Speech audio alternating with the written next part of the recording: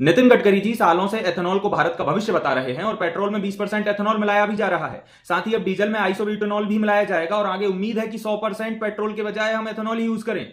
लेकिन मुद्दा यहां पर यह उठता है, सरकार का तर्क है कि इससे अरबों डॉलर का जो हम पेट्रोल का आयात करते हैं विदेशों से वो बच जाएगा। तो ये अरबों डॉलर जाएगा किसकी जेब में? सरकार की जेब में जाएगा या गडकरी जी आपकी जेब में जाएगा? क्या ये पैसा जनता की जेब में जाना था और पेट्रोल सस्ता होना था?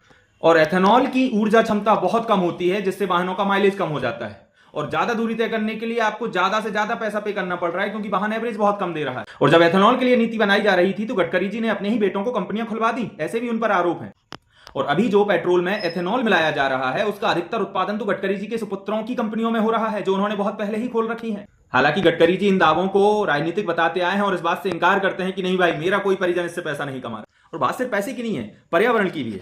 एथेनॉल बनाने के लिए आपको चाहिए गन्ना, तो गन्ने की खेती का उत्पादन बहुत ज्यादा बढ़ाना होगा, खेती बढ़ानी पड़ेगी, उसमें भयंकर पानी बर्बाद होता है। और दूसरी सबसे बड़ी चीज, एथेनॉल कंपनीज में भी पानी बहुत बर्बाद होता है, उन फैक्ट्रीज में, उद्योगों में।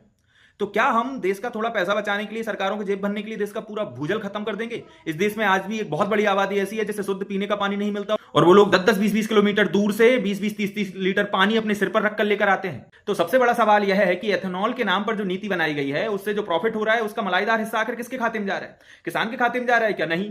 किसके? गरीब के खाते में जा रहा है क्या? नहीं। या फिर उद्योगपतियों की तिजोरियों में सिमट कर रह रहा है ये पैसा? और याद रखिए, लोकतंत्र में सही नीतियों पर भी सवाल पूछना जरूरी है, यह देशद्रोह नहीं है। इन नीतियों के प्रश्न जो उठे हैं उन पर जनता उत्तर चाहती है, तो सरकार को बहुत शुद्ध रूप से इनके उत्तर देने चाहिए, सरकार की प्राथमिक जिम्मेदारी है।